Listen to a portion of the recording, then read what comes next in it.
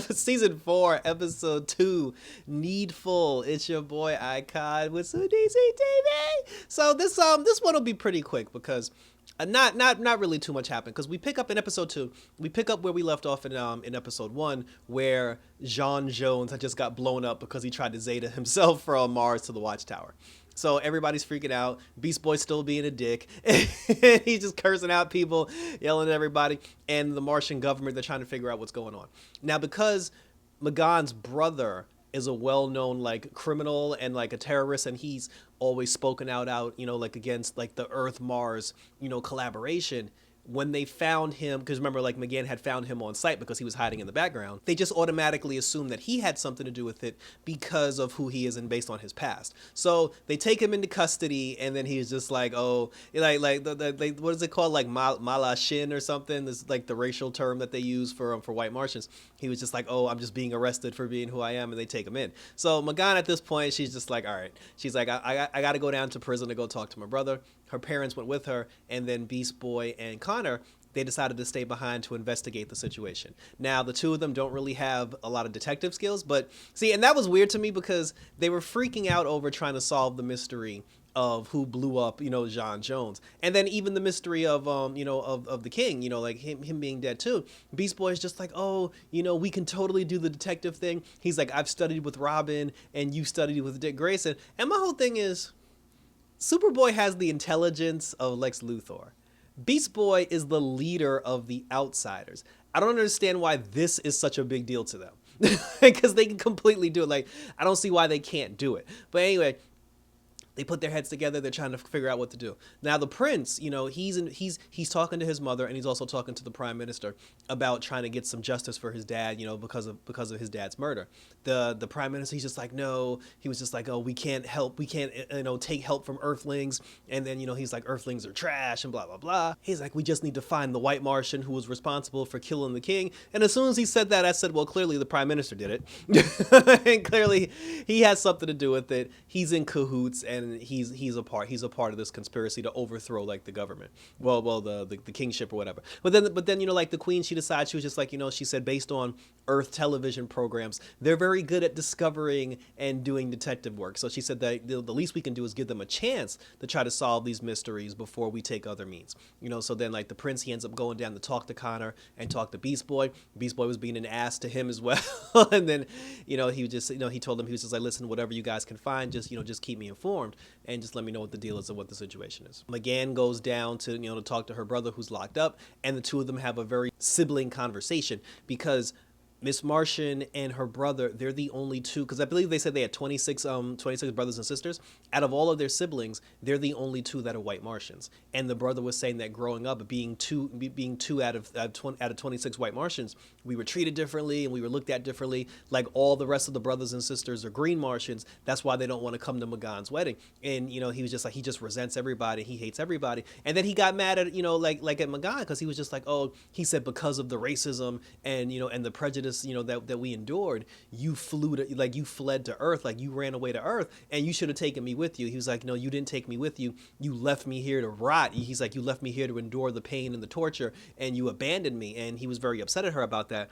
But then she said, she was like, he was just like, oh, I was just a young kid. And then she was like, I was young too. When like the decision to flee to Earth, she was like, it wasn't personal against you. She said, I was a kid too, and I made a rash decision. And he just resents her for that now. But then she just like, listen, she said, I know you didn't blow up the Zeta tube, but at the same time, you're not innocent for being locked up, because you've committed crimes before and you've killed people. And he's like, it doesn't matter. He's like, but I didn't do this crime, and as my sister, you're supposed to help me. And then he made her feel guilty. And she got mad and she walked away. So now back on the Watchtower, it shows Superman and Cyborg. They're sitting here trying to, connect to Mars, and they're trying to get back to Mars. And then John shows up because he didn't die in the explosion. They said he Zetaed to the Watchtower just in the nick of time. But the problem now is they can't get back to Mars because Cyborg can't boom them there because he's never been there before.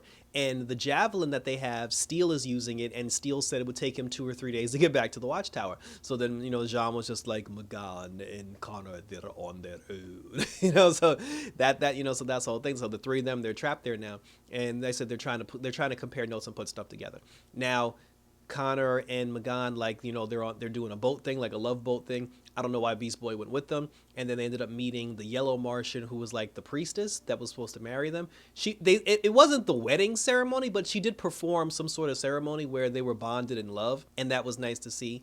And, at that point, then Connor started talking to Magan. They actually had like a nice little montage where they talked about like the past, how they met, from the beginning up until now. Connor ended up telling Magan like all the information that the prince had given him regarding his father's murder. So they said that they were going to try to, they were going to try their best to try to solve the murder and try to solve what happened with John.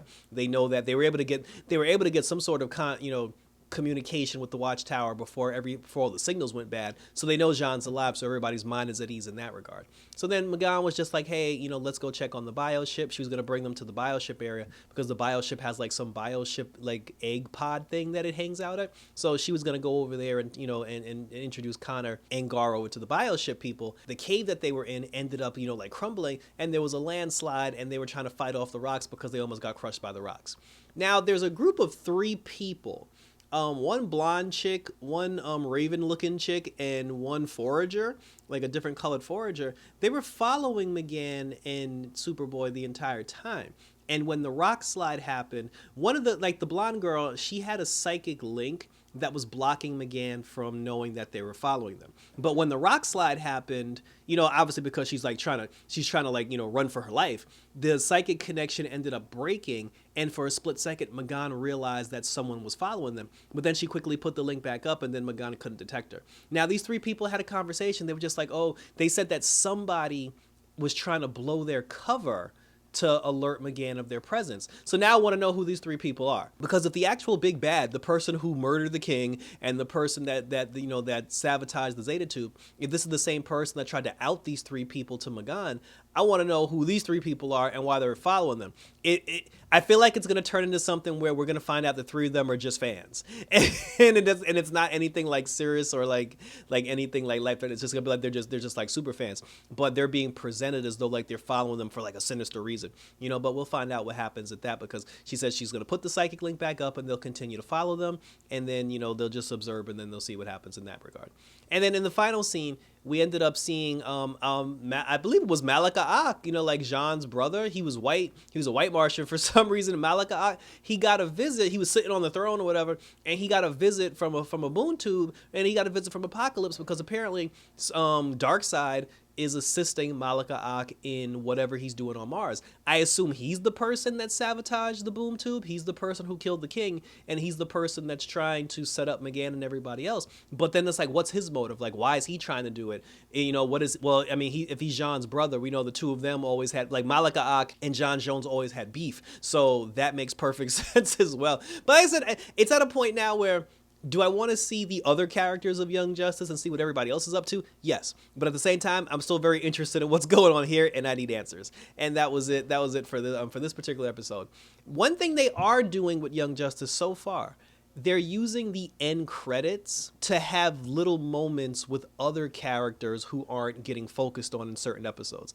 In the first episode, during the credits, they had a conversation with Violet, who was talking to the Black Canary, because Jefferson Pierce said that he wanted everybody to get counseling based on what happened, in Markovia, and then in the second post-credit scene, it showed Gar, who's still being a dick. He was on his phone, I guess, checking like the Outsiders situation, checking out what's going on from Earth. And while he's checking his phone, Perdita, his girlfriend, or his ex-girlfriend, I don't know if they're still together or not, she left him a voicemail talking about how much she misses him and how much she loves him and how much she wishes she was there, he was there for her, and the struggles that she's going through and the stuff that he's going through. And the whole time this girl's sitting here pouring her heart out on this voicemail, if you look at Gar's face, he did not give a complete damn.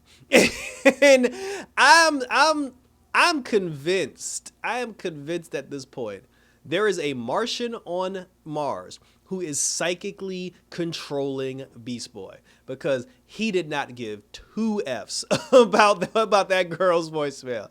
And hopefully it's only a matter of time before we find that out. So we'll see what happens. And thank you for tuning in. Listen, happy Young Justice is back, Young Jeezy.